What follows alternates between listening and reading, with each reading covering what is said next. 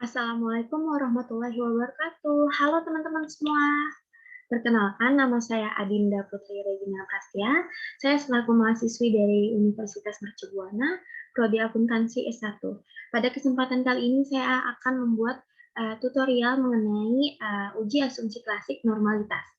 Dan tugas ini dibuat atau video ini dibuat untuk pemenuhan tugas besar 2 mata kuliah statistik yang diampu oleh dosen yang bernama Ibu Erna Setiani.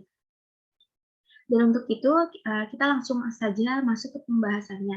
Yang pertama, kita langsung membuka IBM SPSS ini. Dan untuk itu sebelumnya kita sudah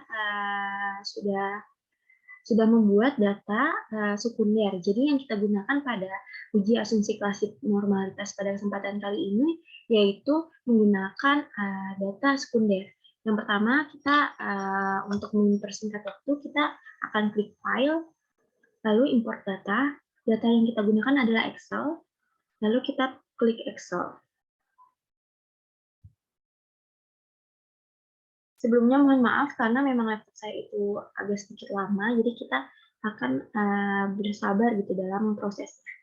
Nah, ini di sini akan sudah keluar nih ya untuk beberapa folder-foldernya. Lalu memang saya sudah menyiapkan data sekundernya, yaitu kita klik yang bagian ini. Lalu kita akan tunggu muncul. Dan untuk itu saya ekspor datanya itu klik dulu data view-nya. Jadi jangan ekspor data melalui variabel view, nanti akan beda hasilnya. Nah, untuk itu kita tunggu ya beberapa saat sampai dia muncul datanya ke dalam SPSS ini.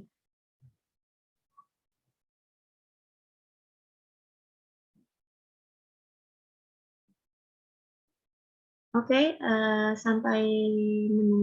sambil kita menunggu, sebenarnya data sekunder itu didapatkan dari beberapa daftar perusahaan yang ada di Bursa Efek. Jadi emang daftar-daftar tersebut saya ambil berdasarkan Bursa Efek Indonesia, sehingga data tersebut akurat adanya gitu. Nah, kita lihat lagi apakah sudah muncul atau belum.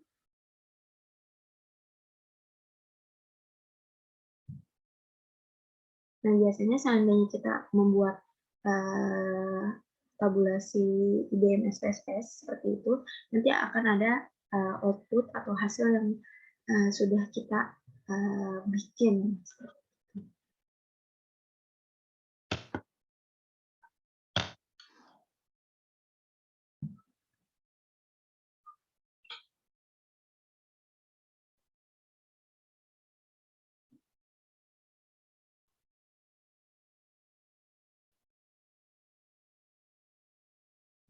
Oke, nah ini datanya.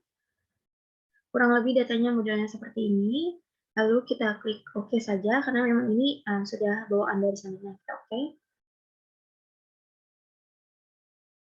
Nanti akan muncul di layar di sini. Oke. Logo Codex.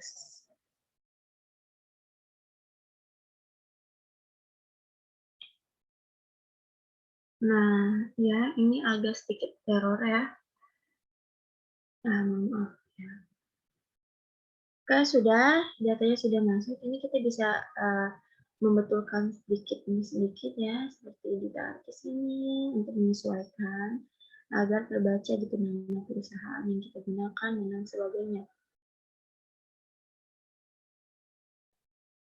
Nah, setelah sudah dirasa cukup, kita bisa mengecek di bagian variabel view kembali. Nah, variabel view di sini biasanya kita melihat nama-nama di sini dan tipenya. Jadi seandainya memang seperti nomor di sini kan tidak akan kita hitung. Jadi kita bisa mengubah tipe di sini menjadi string. Nah, terus kalau tahun itu bisa saja atau bisa diganti string juga, tapi itu bisa menyesuaikan dengan apa yang Anda inginkan. Dan seperti X1, X2, X3, dan Y ini biasanya itu numerik karena nanti pada saat kita analyze akan ada perhitungannya. Jadi yang lainnya itu bisa sama, dan desimalnya ini yang saya gunakan hanya 2 di belakang koma saja. Tapi kalau Anda ingin lebih dari itu tidak masalah dan seandainya kita masuk ke measure itu kita bisa, ubah. Tapi biasanya kalau string itu memang nominal karena memang itu berbentuk kayak pernyataan bahwa itu nomor berapa dengan nama perusahaan apa gitu ya.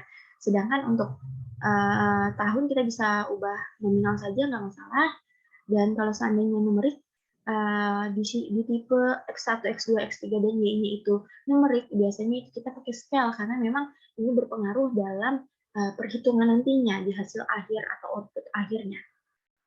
Dan selanjutnya kita bisa masuk ke, data view kembali, selanjutnya kita bisa klik analyze, lalu kita bisa, klik bagian bagian regression. Mana regression, lalu kita bisa klik, ini, linear ya.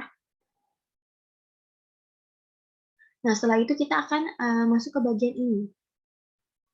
Untuk variabel X, seluruhnya X itu kita bisa pindahkan ke bagian independen. Jadi, seperti ini, masukin independen, lalu ini masukin ke independen, lalu X yang ketiga itu kita masukin ke independen. Sedangkan yang dependen itu kita masukkan, yang bagian Y saja.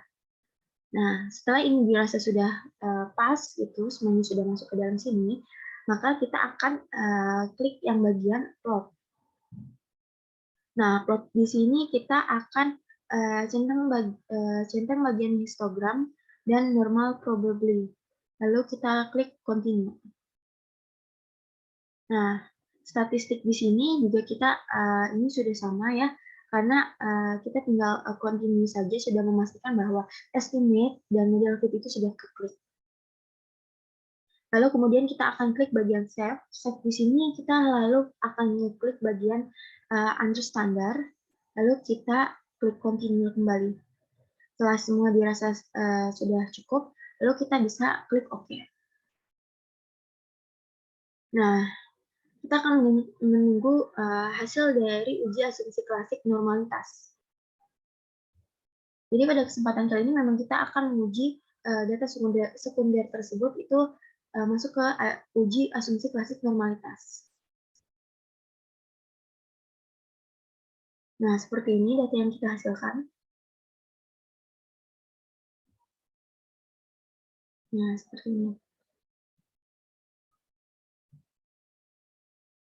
Ini diagram yang kita dapatkan ya. Nah, oke. Mungkin cukup sekian presentasi dari saya atau langkah-langkah yang dapat saya jabarkan mengenai uji asumsi kelas normalitas. Kurang lebihnya mohon maaf. Wassalamualaikum warahmatullahi wabarakatuh.